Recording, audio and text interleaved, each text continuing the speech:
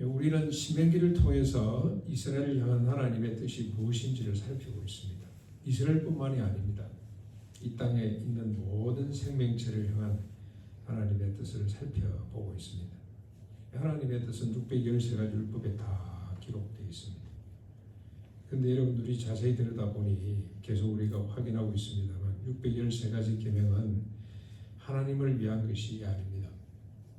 생명을 위해 주어진 법들입니다. 인간을 중심으로 모든 생명체가 존엄하고 안전하고 행복하게 살 수 있도록, 그래서 생육하고 번성해서 땅에 충만해지도록 주신 법이 613가지였습니다. 그러므로 율법은 인간과 생명을 위한 하나님의 지극한 사랑이라고 할 수가 있습니다.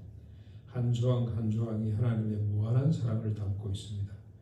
그래서 율법 한 조항은, 계명 한 조항은 태양보다도, 아니 우주보다 더 위대합니다. 그저께인가 뉴스에 보니까 태양보다도 몇 조 배 더 큰 이 행성이 있다 그러더라고요. 어마어마한 것들이 있고, 우주는 얼마나 큰지 상상할 수 없는데 그 우주보다도 더 위대한 작품이 613가지 중에 한 조항, 말씀 한 구절이 훨씬 더 의미가 있고 훨씬 더 위대한 하나님의 작품이라고 할 수가 있겠습니다. 그래서 모세는 죽음을 앞두고 이스라엘 백성들에게 유언을 남깁니다. 에발산에 돌비를 세우고 회치를 하고 그 위에 613가지를 기록하라. 그리고 그 법대로 살아라. 그래서 너희들뿐만 아니라 오고 오는 세대가 복을 받을 수 있도록 온 인류에 복을 끼치도록 하거라 하고 유언을 남기게 됩니다.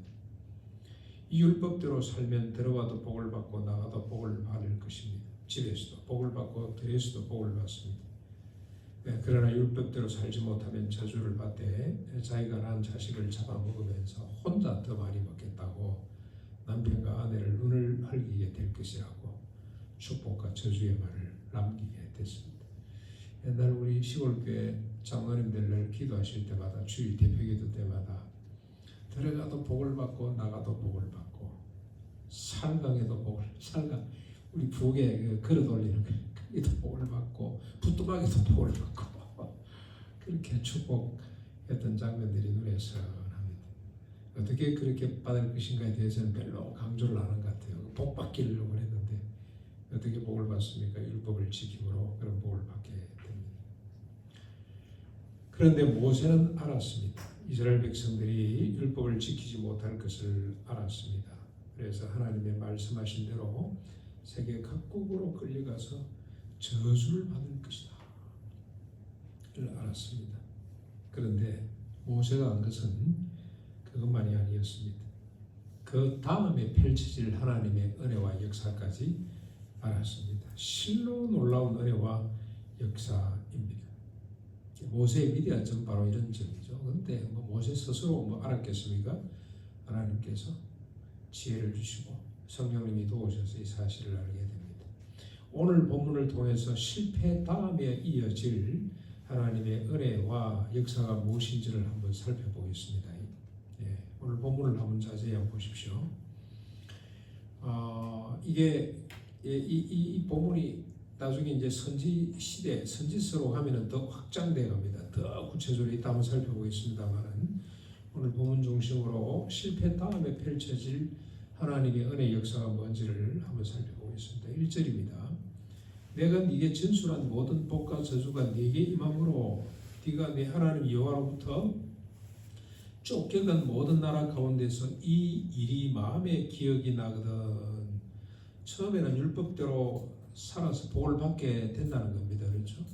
마치 요셉이 살았을 때는 하나님의 백성으로 대접을 받고 산 것처럼 요셉이 워낙 훌륭하니까 하나님이 워낙 요셉을 사랑하시니까. 왜 사랑합니까? 요셉이 하나님 말씀대로 살려고 했기 때문에. 그런데 요셉이 죽고 난 뒤에 바로도 모르고 이스라엘 백성 자신들도 하나님을 잘 몰랐지 않습니까? 그것처럼 이제 가나안 땅 여호수아 갈렙이 살아있을 동안에는 율법대로 제대로 살아서 복을 받게 됩니다. 그러나 결국 율법대로 살지 못해서 저주를 받아 모든 나라로 쫓겨가게 됩니다. 그때 때 복과 저주에 대한 하나님 말씀이 생각이 나거든. 다시 말하면 무슨 뜻입니까? 아하, 우리가 하나님 말씀대로 살지 못해서 이렇게 저주를 받았구나 꼭 깨닫게 되거든. 아, 우리가 율법대로 살 수 없는 죄인이구나 하는 사실을 깨닫게 되면 그렇게 이해하는 것이 맞습니다. 자, 그렇게 깨달은 다음에 행동이 뭡니까? 2절이죠. 너와 내 자손이 내 하나님 여호와께로 돌아와 내가 오늘 네게 명령한 것을 온전히 따라 마음을 다하고 뜻을 다하여 여호와의 말씀을 청종하면, 깨달은 다음에 행동은 여호와 하나님께로 돌아오는 것입니다. 일단 돌아와야 되죠. 돌아온다는 건 뭡니까? 돌아온다는 게 버린다는 말과 같은 말이에요. 버린다. 그러니까 버리는 것이 우선이죠. 율법대로 살지 못한 삶, 더 들어가면 자기 속에 좋은 대로 사는 삶을 버리는 걸 말합니다. 그게 돌아오는 거죠. 그러므로 여호와께 돌아온다는 것은 자기를 버리고 여호와께로 돌아오는 것입니다. 마치 야곱이 약복강가에서 자기를 버리는 것과 같습니다. 그리고 하나님께로 돌아가죠. 나는 더 이상 나를 믿을 수가 없습니다. 하나님 없이는 못 삽니다. 라고 야곱이 밤새도록 외쳤지 않습니까? 그 고백이 야곱의 약복강 나루티의 씨름이었죠. 그래서 그가 이름이 바뀌어지는 것처럼 방향이 바뀌어지는 겁니다. 방향이. 그렇게 돌아오는 거죠. 자기를 부인하는 거죠. 자기를 이제 내려놓는 겁니다. 그리고 하나님만 바라보는 것입니다. 이렇게 돌아온 다음 행동은 뭡니까? 마음을 다하고 뜻을 다하여 여호와의 말씀을 청종하는 것이죠. 돌아왔습니다만 아직 여호와의 말씀, 율법을 지킬 힘이 그들에게는 없어요. 그러므로 이 말은 무슨 말이냐? 여호와의 모든 율법대로 살기로 다짐한다면, 다시 말하면 여호와의 율법이 생명인 것을 알고 간절히 사모하면이란 뜻입니다. 이게 잘못 해석이 되면 여러분 율법주의로 갑니다. 돌아와서 율법대로 잘 살면 복을 주신다 그랬잖아요. 율법대로 살 힘이 없는데 그들에게는. 그런데 율법이 생명입니다. 내가 잘못 살았다. 내 뜻대로 내 소견대로 살았더니 이 꼴이 됐다. 나는 죄인이다. 다시 돌아가서 율법대로 살아야 된다라는 의지, 율법이 생명이고 율법이 곧 진리라는 것을 인정하게 되면, 다시 말하면 자기 소견이 아니라 하나님의 모든 계명의 참된 진리의 행복이라는 것을 고백하게 되는 단계를 말합니다. 여러분, 2차 세계대전 이후에 우리 인간의 치성계에 큰 반성이 일어났죠. 인간이 조금 계몽주의 시대를 겪고 과학기술이 발전하면서 하나님 따위를 이제 제껴놓고, 인간들이 얼마든지 유토피아를 만들 수 있다. 하나님 없이 우리가 살 수 있다라고 했는데 그 결과가 1차, 2차 세계대전이 벌어졌어요. 그래서 지성들이 반성을 하는 겁니다. 우리가 교만을 들었구나. 우리는 안 되는구나. 허무주의로 빠지기도 하고. 그래서 지성에 대한 반성이 일어났습니다. 반성. 그 꼭대기에 서 있었던 사람, 우리 강연 장로가 좋아했던 레비나스 같은 사람들이죠. 그런데 반성만 있었지 대안이 없었어요. 대안. 타자를 생각하는 마음 이 정도. 더불어 함께 서로 주체, 단독 주체가 아니고 나르시시즘이 아니고 우리 같이 주체가 돼서 나와 너가 서로 하나라는 걸 우리가 인정하자. 여기까지는 갔는데 생각은 했습니다만 실천이 됩니까? 지금 2차 세계대전 이후에 인간이 좀 더 발전하고 나아졌습니까? 아닙니다. 근데 오늘 여기 돌아온다, 하나님 말씀을 지킨다는 뜻은 뭐냐면 자기 지성의 반성 정도가 아니고 하나님 말씀이 절대 진리다, 영원한 진리가 된다는 사실을 인정해야 됩니다. 이 서구사회의 지성이 반성이 안 되는 하나님을 인정을 안 했기 때문에 반성은 했습니다만 완전한 돌이킴은 불가능한 것입니다. 이렇게 자신을 내려놓고 여호와의 말씀을 진리로 인정하면 어떤 일이 벌어지게 됩니까? 3절입니다. 3절 4절. 내 하나님이 여호와께서 마음을 돌이키시고 너를 긍휼히 여기사 포로에서 돌아오게 하시되 내 하나님 여호와께서 흩으신 그 모든 백성 중에서 너를 모으시리니. 4절입니다. 내 쫓겨간 자들이 하늘가에 있을지라도 내 하나님 여호와께서 거기서 너를 모으실 것이며 거기서부터 너를 이끄실 것이다. 첫 번째, 하나님이 돌이키시죠. 마음을 돌이키십니다. 저주와 심판의 마음을 돌이키십니다. 그리고 긍휼을 베풀어 주십니다. 그리고 포로로 쫓겨간 모든 나라에서 모아 데리고 오십니다. 이 백성이 하늘 위에 있어도 거기서도 주님이 데리고 오시고, 여기 빠져 있습니다만 다윗은 멋있게 표현을 했죠. 바다 끝에 새벽 날개를 치고 가서 나는 하나님 따위 필요 없어라고 스스로 숨어도 하나님이 거기까지 찾아가셔서 데리고 온다는 겁니다. 시편 139편 9절 10절 정말 멋있는 표현이 있습니다. 이렇게 노래했습니다. 다윗이 내가 새벽 날개를 치며 바다 끝에 가서 거주할지라도 거기서도 주의 손이 나를 인도하시며 주의 오른손이 나를 붙드실 것이다.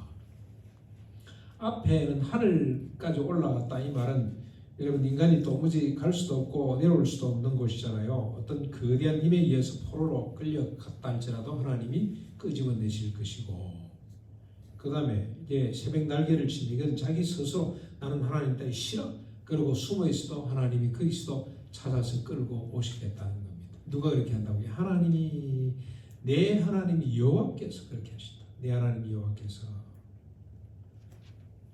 하나님이 부르시면은 이끌어 오시면은 아무도 방해할 수가 없습니다. 내 자신도 방해 거역할 수가 없고 거대한 권력과 힘도 방해할 수가 없습니다. 그래서 이사야는 이 상황을 이렇게 노래했습니다. 이사야 43장 5절로 7절까지인데 두려워하지 말라.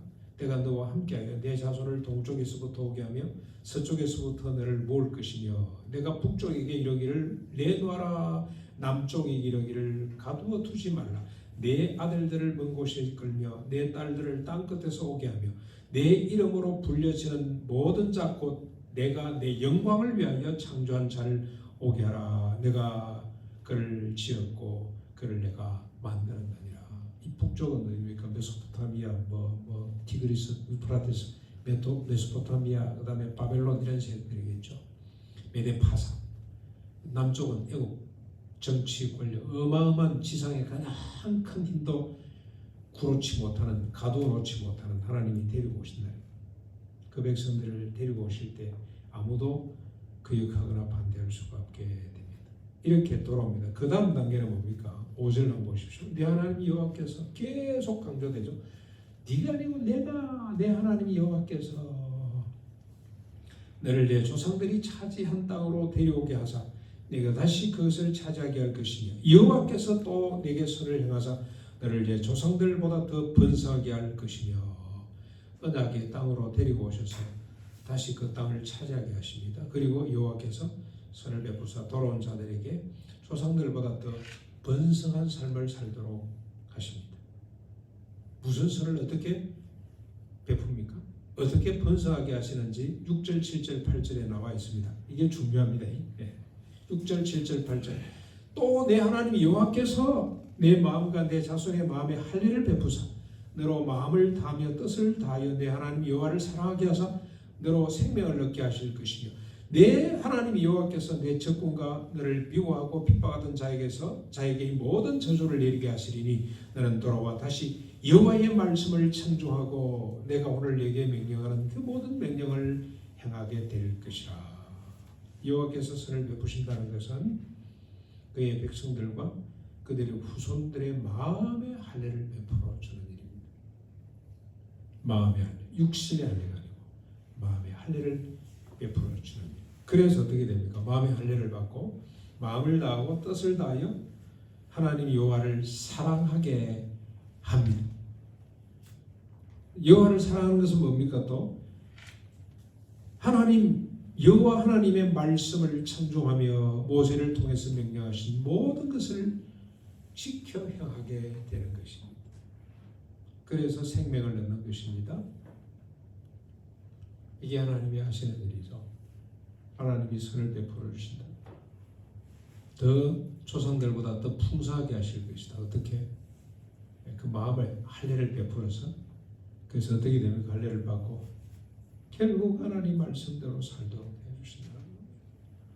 하나님 말씀 다 없애버리고 네 마음대로 살아라가 아니고 결국 하나님 말씀대로 살도록 해주신다고 주님이 말씀을 하고 있습니다. 이 생명이죠. 대신에 하나님의 백성을 괴롭히던 핍박하던 적군에게 저주를 내리시겠다 그랬습니다. 옛날과 같은 수준으로 은혜를 베풀어 주시면 아무 소용이 없습니다. 또 저주를 받아 흩어질 수밖에 없습니다. 왜냐하면 지킬 수 없기 때문에. 그래서 에발선 돌판이 아니라 마음판에 하나님이 말씀을 새겨 주셔서 선을 향하도록 한다는 것입니다. 여러분, 일이 언제 어떻게 일어났습니까? 세상 역사로는 아직 실현되지 않았죠. 이스라엘이 아직도 예루살렘을 차지하지 못했습니다. 여러분, 저 예루살렘 가보셨습니까? 저는 가보지는 않았는데 비디오 좋은 프로그램이었어요. 여기 보면 예루살렘이 지금 세 토막 되어 있죠. 예루살렘 성이 한쪽은 천주교가 차지하고 있고요, 한쪽은 모슬렘이 차지하고 있고, 한쪽은 유대인이 차지하고 있다면서. 그 조그마한 예루살렘 성이 지금 세 토막 나 있어요. 그래서 저는 하나님의 어떤 뜻이라는 생각이 듭니다. 상징이죠, 상징. 예. 그걸 보고 꺼내야 됩니다, 빨리. 이스라엘이 힘이 없어서 차지를 못할 거예요. 미국의 배경을 받고 있는데 얼마든지 차지할 수 있는데 세 토막. 그래서 중심부에는 이슬람 사원 도움이 있다면서 현금 치료해가지고 아직까지도 회복이 되지 못했습니다. 그보다도 이스라엘은 조금도 돌이키지 않았습니다. 돌이키지 않았어요. 하나님 말씀이 무슨 뜻인지 모릅니다. 그래서 미시나 탈무드니 이런 것들, 하나님 말씀을 그 가장 훌륭한 랍비는 하나님 말씀을 가장 현 시대에 맞게 적절하게 뒤범벅 이렇게 해가지고 세속화 만들어낸 게 이 위대한 서성이에요. 유대교에서는. 그들은 조금도 돌이키지 않았습니다. 그러나 이런 영적 현실로 이미 실현되었습니다. 2000여 년 전에 주님이 십자가에 죽으시고 부활하심으로 실현되었습니다. 성령을 부어주심으로 지금까지 지속되고 있습니다. 그래서 에스겔 선지자는 정확히 이렇게 예언을 했습니다. 36장 22절로 31절. 오늘 우리 교동문인데요. 우리 다시 한번 더 쭉 보겠습니다. 마지막 이걸 읽고 마무리를 하도록 하겠습니다. 어떻게 예언되고 실현되었는지 한번 보겠습니다. 그러므로 너는 이스라엘 족속이 이르기를 주 여호와께서 같이 말씀하시기를 이스라엘 족속아 내가 이렇게 행하며 너희를 위함이 아니요 너희가 들어간 그 여러 나라에서 더럽힌 나의 거룩한 이름을 위함이라. 그게 23절에도 반복됩니다. 내가 이렇게 하겠다. 24절부터 31절까지거든요. 이렇게 하는 것은 너희를 위하는 것이 아니고 내 이름을 위해서. 지금 어떻게 됐습니까? 여호와 이름이 세계 곳곳에 뿔뿔이 흩어져 저주를 받음으로 주님의 이름이 실추됐죠. 실추. 하나님의 이름이 꼴 좋다. 하나님이 힘이 없어가지고 백성들 저래 만들어놨나. 이런 이야기를 듣고 있는데 하나님이 자기 이름을 위해서, 이 말은 내가 완벽히 다시는 모자람이 없다고 내 이름을 걸고 내가 회복하겠다는 뜻이죠. 어떡합니까? 24절 내가 너희를 여러 나라 가운데서 인도하여 내고 여러 민족 가운데서 모아들이고 고국의 땅에 들어가서 맑은 물을 너희에게 뿌려서 너희를 정결하게 하되 곧 너희 모든 더러운 것과 것에서와 모든 우상 숭배에서 너희를 정결하게 할 것이며, 데리고 온다는 거. 25절에 그를 정결케 하는 거죠. 데리고 와서 조금 모세보다 좀 더 발전됐다고 보시면 되겠습니다. 그렇죠? 점진적 계속 확장이 약점. 조금 더 모세가 예언한 것 그대로 이어서 지금 가고 있습니다. 이게 구약의 정통 맥이죠. 맥. 이 맥을 놓치면 안 됩니다. 그래서 우리가 이걸 신학자들은 이름 붙이기를 구속사적 성일끼리 이러는데 그런 거 다 우리가 몰라도 요 맥을 놓치면 안 되는데, 모세는 데리고 온다고 했죠. 그리고 선을 하나님이 그들에게 복을 주신다 했는데 이 복이 뭐냐? 깨끗이 씻어주는 복입니다. 뭘로 씻습니까? 예수 그리스도의 피로 그들의 모든 죄를 깨끗하게 씻어주실 것이요 우상 숭배 죄까지도 정결하게 하고, 26절 새 영을 너희 속에 두고 새 마음을 너희에게 주되 너희 육신에서 굳은 마음을 제하고 부드러운 마음을 줄 것이며. 모세는 어떻게 마음의 할례를 베푸는 것으로 그렇게 표현을 했습니다. 그렇죠? 마음의 할례를 베푸는 것, 새 마음을 주는 것. 여기 영은 마음이거든요. 자기 속에는 옳은 대로 하는 삶을 멀리 빼서 옮기고 하나님의 말씀대로 사는 마음을 넣어준다는 겁니다. 참 이 영광스러운 이야기예요. 신비스럽기도 하고 영광스럽기도 하고, 이게 복음이잖아요. 복음. 그 다음에 27절 내 영을 너희 속에 두어 이 영은 성령입니다. 너희로 내 율례를 행하게 하리니 너희가 내 규례를 지켜야 할 것이라. 여기 영은 성령을 말합니다. 성령을 내어주셔가지고 어떻게 살도록 합니까? 우리가 하나님의 율례를 행하도록. 그 율례 자체가 복이라 그랬잖아요. 우주보다도 더 위대한 하나님의 지, 하나님의 선물. 그 말씀대로 사실만 복 받습니까? 내 주변의 사람, 인류가 복을 받는 아름다운 역사가 나타나게 할 것이며. 38절 내가 너희 조상들에게 준 땅에서 너희가 거주하면서 내 백성이 되고 나는 너희 하나님이 될 것이며. 새로운 나라에 대한 이야기입니다. 그렇죠?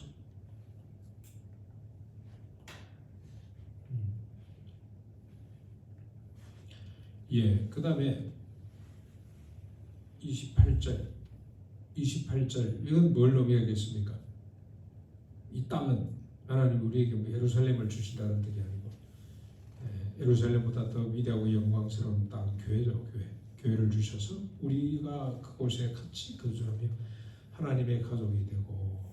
29절 내가 너희를 모든 더러운 데서 구원하고 곡식이 풍성하게 하며 기근이 너희에게 닥치지 아니할 것이며 또 나무의 열매와 밭의 소산을 풍성하게 하여 너희가 다시는 기근의 욕을 여러 나라에게 당하지 아니할 것이며. 풍성한 삶. 우리가 교회를 통해서 가난한 사람도 없고 부자도 없고 모든 사람이 일용할 양식으로 만족히 사는. 이 잘 이해가 안 되시면 여러분 저 미국에 계실 때 우리 목사님 저 오하이오 주 아미시 공동체를 한번 소개해주고 그다음부터 제가 그 매력에 쏙 빠져가지고 아미시 책을 엄청 읽고 마침 제가 있던 데서 한 30분 가면 아미시 마을이 있어요. 여기 가서 그분들하고 될 수 있는 대로 교제를 많이 해요. 그 사람들은 의료보험이 없습니다. 병나면 그럼 병원 안 가고 죽습니까? 그랬더니 병원에 간대요. 돈 어떻게 감당하냐? 미국의 병원비가 너무 비싼데 교회가 감당을 한대. 교회가 그 공동체가 같이. 그래서 아무도 물질 때문에 빈약하게 살지 않도록 공동체가. 근데 공동체 한 카운티 보니까 한 마을이 말 한 필 가지고 돌아다닐 수 있는 거리에 이렇게 그 교회 중심입니다. 반드시 가운데 교회가 있고. 근데 교회가 무형의 교회입니다. 집에서 드려요. 집에서. 흙간에서. 집들이 커요. 주일 되면 쫙 와서 그곳에 전부 다 의자 놓고 아이들이 의자 다 놓고 그 다음에 같이 한 4시간 9시부터 해가지고 12시 1시까지 4시간 같이 거기에서 공부도 하고 그 설교는 돌아가면서 하고 그 1년 2년 단위로 그 지도자 한 사람을 또 공동실에서 뽑아요. 그럼 그 사람은 설교 담당이에요. 돌아가면서 자기 연구를. 설교도 다른 거 아니에요. 한 500년 동안 그 독일 계통 사람들이던데 보니까 500년 동안 내려오는 뭐 텍스트가 하나 있어요. 그거 가지고 하는 거예요. 성경 말씀을 아주 요약해 놓은 것 가지고 설명을 하고 구체적으로 삶에 적용을 어떻게 할 것인지 그렇게 하는데 정말로 풍요롭습니다. 집집마다 가보면 너무너무 풍성하구나. 여러분 아이들 보면 알잖아요. 아이 낳는 게 걱정이 없어요. 그래서 8명, 10명씩 줄줄줄줄줄 가보니까 이번에 가보니까 그 아이가 꼬마가 장가가가지고 벌써 또 아이를 낳았어요. 20몇 살, 한두 살 되면 또 장가를. 아이들이 얼마나 많은지요. 우리를 인것이라 그러잖아요. 밖에 한 번씩 계란 산다고 가면은 애들이 창문이란 창문이 전부 다 붙어가지고 구경하느라고 정말 참 풍요롭다는 생각이 듭니다. 엄청나게 풍요롭습니다. 하나님이 그렇게 복을 주시겠다는 거예요. 그리고 31절 한번 보십시오. 그때 너희가 너희 악한 길과 너희 좋지 못한 행위를 기억하고 너희 모든 죄악과 가증한 일로 말미암아 스스로 밉게 여길 것이다. 기가 차죠. 죄 짓는 거 스스로 밉게 여기는 거죠. 남을 미워하는 거 용납이 안 돼요. 용납. 왜냐? 우리가 마음이 새롭게 됐기 때문에 남에게 손해를 끼친다. 용납이 안 되는 겁니다. 용납. 스스로 조그마한 질투가 일어난다. 그냥 머리를 박고 그냥 밤새도록 고민하게 된다. 죄가 싫어서 미워서 그런 삶을 살게 될 것이다. 하나님이 그렇게 약속을 하셨습니다.